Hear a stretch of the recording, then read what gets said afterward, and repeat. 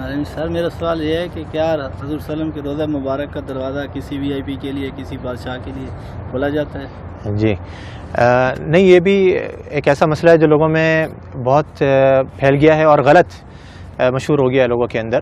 لوگ یہ سمجھتے ہیں کہ فلاں بادشاہ وغیرہ آتے ہیں اور وہ نبی صلی اللہ علیہ وسلم کی قبر کی زیارت کے لیے جاتے ہیں۔ آپ کو عمومی طور پہ میں خلاصہ بتاؤں کہ یہاں کے بادشاہ بھی نبی صلی اللہ علیہ وسلم کی قبر کی زیارت نہیں کر سکتے ہیں، قبر کی یعنی کہ قبر تک نہیں جا سکتے ہیں۔ صحیح، ہم بھی جو جاتے ہیں، آپ نے دیکھا ہوگا ہم کہاں تک جا سکتے ہیں؟ جو جالی لگی ہوئی ہے، جالی یہ کس نے لگائی ہے؟ جالی یہ سعودی حکومت نے لگائی ہے، یعنی کہ پرانے زمانے میں جالی نہیں لگی ہوتی تھی۔ اس کے پیچھے، جالی کے پیچھے کیا ہے؟ بہت سے لوگ یہ سمجھتے ہیں، وہ جھانک کر کے دیکھ رہا ہوتا ہے کہ ہمیں قبر نظر آ جائے کسی طریقے سے۔ قبر ناممکن ہے کہ نظر آ جائے، کیونکہ جالی کے پیچھے 3 دیواریں ہیں۔ ایک تو آپ جانتے ہیں کہ گھر کی دیوار تھی، آپ صلی اللہ علیہ وسلم کہاں پہ مدفون کیے گئے؟ گھر کے اندر مدفون کیے گئے تھے۔ حدیث آتی ہے نبی صلی اللہ علیہ وسلم کی کہ نبیوں کا انتقال جہاں پر ہو جاتا ہے وہیں پر ہی دفن کر دیا جاتا ہے۔ تو صحابہ کرام میں بہت بڑا اختلاف ہوا تھا جب آپ صلی اللہ علیہ وسلم کا انتقال ہوا کہ کہاں پہ دفن کرنا ہے۔ انصار نے کہا کہ انصار کے علاقے میں، مہاجروں نے کہا کہ ہمارے علاقوں میں، ہر کسی نے اچھی سے اچھی تجویز دینے کی کوشش کری اور چاہا کہ ہمارے علاقوں میں ہو۔ قریب تھا کہ تلواریں نکل جائیں۔ حضرت ابو بکر رضی اللہ عنہ آئے اور آ کر کے حدیث سنائی کہ میں نے نبی صلی اللہ علیہ وسلم سے سنا ہے کہ نبی کا انتقال جہاں ہو جائے وہیں دفن کر دینا چاہیے۔ تو صحابہ کرام یہ تھے کہ جو ابھی جنگ چھڑنے والی تھی، فوراً تلواریں اپنے بند کر دی گئیں۔ اور ساری ہمارے درمیان میں بھی یہی ہونا چاہیے کہ جب حدیث آ جائے تو ہمارے درمیان کسی بھی قسم کا اختلاف ہو وہ فوراً ختم ہو جائے۔ تو آپ صلی اللہ علیہ وسلم کو دفن کیا گیا کہاں پر؟ دیکھا گیا کہ آپ کا انتقال ہوا ہے حضرت عائشہ کے گھر کے اندر۔ آپ صلی اللہ علیہ وسلم حضرت عائشہ کی گود میں سر رکھے ہوئے تھے، آپ بیماری کی حالت میں تھے، بہت زیادہ بخار کی تپش میں تھے، تو آپ صلی اللہ علیہ وسلم کو وہیں پر ہی مدفون کر دیا گیا جس جگہ پہ آپ کا انتقال ہوا۔ تو وہ جگہ کون سی تھی؟ گھر۔ اب گھر کی ظاہری بات ہے 4 دیواری تھی، 4 دیواری کے باہر کچھ عرصے کے بعد پرانے زمانے میں ہی ایک اور دیوار بنائی گئی جس کے 6 کونے تھے، 6 کونے، یعنی کہ عام طور پہ 4 کونے ہوتے ہیں نا گھر کے دیوار کے، اس کے 6 کونے بنائے گئے تھے۔ یہ 6 کونے کیوں بنائے گئے تھے؟ پیچھے کی طرف سے قبلہ بھی اس طرف ہے، جنوب میں، مدینہ کا جنوب میں قبلہ ہے، گھر ادھر ہے، گھر کے پیچھے کا جو علاقہ ہے وہاں پہ تیکون بنایا گیا تھا۔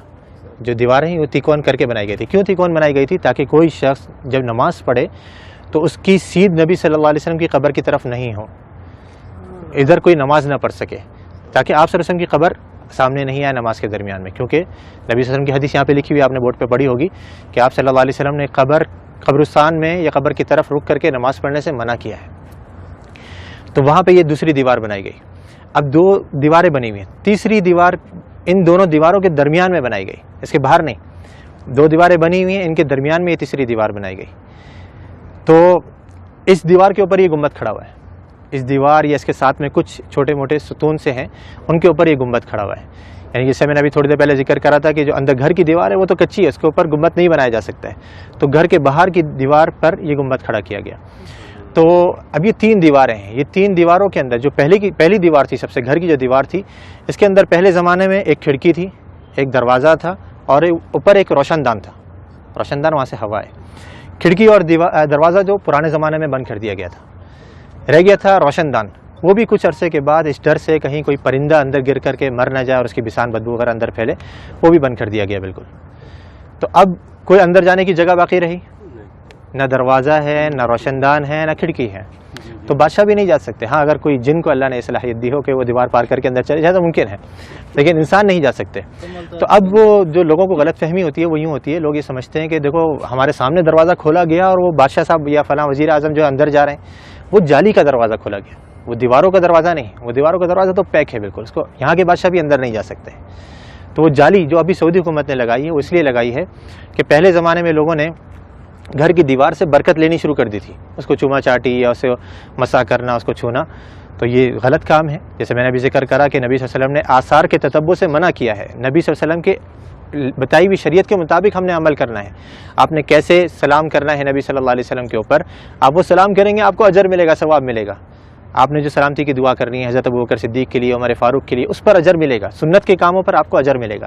لیکن دیواروں کی چوما چاٹی کرنا، یا جیسے بہت سے لوگوں کو دیکھا جاتا ہے مسجد نبوی کے در و دیوار کو ابھی بھی وہ اپنے رومال اتار کر کے اس پہ پھیر رہے ہوتے ہیں کہ اس کے اندر برکت منتقل ہو جائے، یا کوئی احرام کا کپڑا لایا ہوا ہوتا ہے یا کوئی ٹوپی اتار کر کے اس پہ پھیر رہا ہوتا ہے، یہ سب غلط کام ہے۔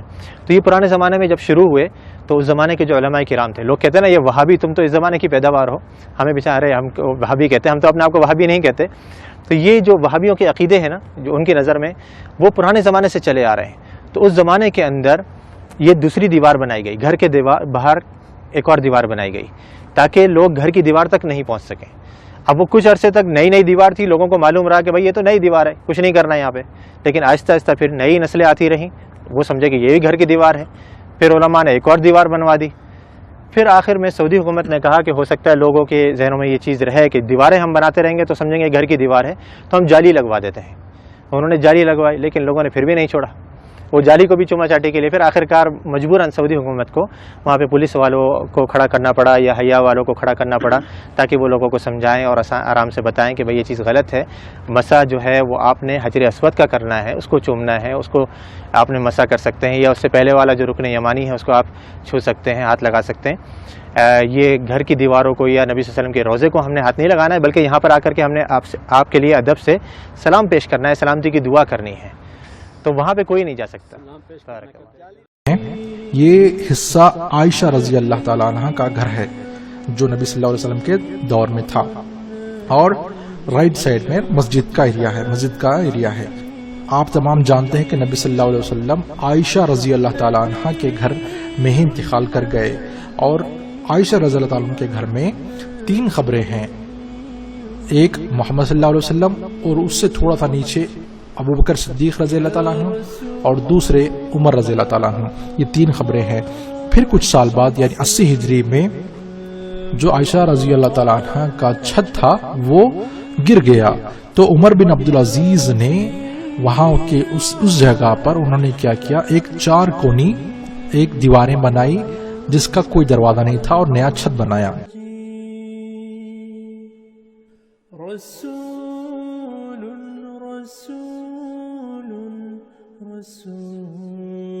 پھر ان کو ایک بات کھٹک گئی کہ کہیں لوگ آگے جا کر یہ نہ سمجھیں کہ یہ کعبے کی طرح ہی ہے، کیوں نہ اس کی طواف کریں، تو یہ ان کو ڈر ستا رہا تھا۔ تو انہوں نے کیا کیا، ایک اور دیوار بنائی اور سامنے سے اس کا حصہ تھوڑا سا نوکیلا انہوں نے بنایا، جیسا کہ آپ دیکھ سکتے ہیں ویڈیو میں۔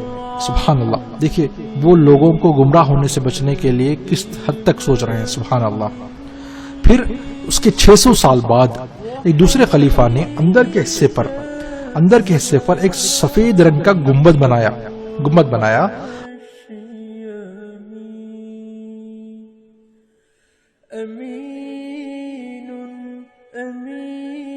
اور اطراف میں ایک اور دیوار بنائی جس کے اطراف میں ہرے رنگ کا کپڑا لگایا گیا ہے جس پر لا الہ الا اللہ محمد رسول اللہ لکھا ہوا ہے۔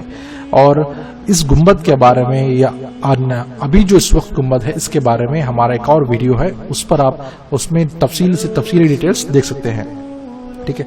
پھر اس کے بعد ایک اور دیوار بنائی گئی، گنبد بنایا گیا، گنبد کے بعد ایک اور سپورٹنگ دیوار بنائی گئی، اس کے بعد جالی لگائی گئی، جو جالی آج ہم دیکھتے ہیں۔ جب کبھی ہم مدینے جاتے ہیں تو وہاں پر ہم جالی کے باہر سے نبی صلی اللہ علیہ وسلم اور 2 صحابہ کو سلام کرتے ہیں، تو وہ ہم جالی کے باہر سے کرتے ہیں۔ یہ جالی بھی اسی وقت بنائی گئی تھی جب گنبد وائٹ سفید گنبد اور سراؤنڈنگ ہرا پردہ اور یہ جالی بنائی گئی تھی۔ اکثر لوگ یہ سوچتے ہیں کہ یہ جو ہرا کپڑا ہے اس کے اندر ہی جو یہ خبر ہے، اور وہ اگر ہرا کپڑا نکالا جائے تو ہم خبر دیکھ سکتے ہیں، ایسا نہیں ہے۔ آپ تمام جانتے ہیں کہ کتنے دیواریں اس کے اندر بنائی گئی ہیں تاکہ کوئی فتنہ نہ ہو اور کوئی جو ہے گمراہی نہ ہو۔ اللہ جزائے خیر دے ڈاکٹر عبدالعزیز کرکی جنہوں نے یہ شکل بنائی تاکہ ہم یہ اندر کا حصہ کس طریقے سے بنایا گیا ہے دیکھ کر سمجھ سکیں۔ اس طریقے سے کئی اور ماڈلز مدینے میں رکھے گئے ہیں، وہاں پر آپ جب جائیں گے تو مدینے کا ایک میوزیم ہے اور بہت ساری چیزیں ہیں، آپ ضرور یہ ساری چیزیں وہاں پر دیکھ سکتے ہیں انشاءاللہ۔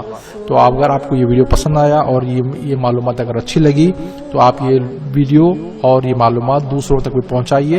بارک اللہ فیک۔ تتغاشى سيد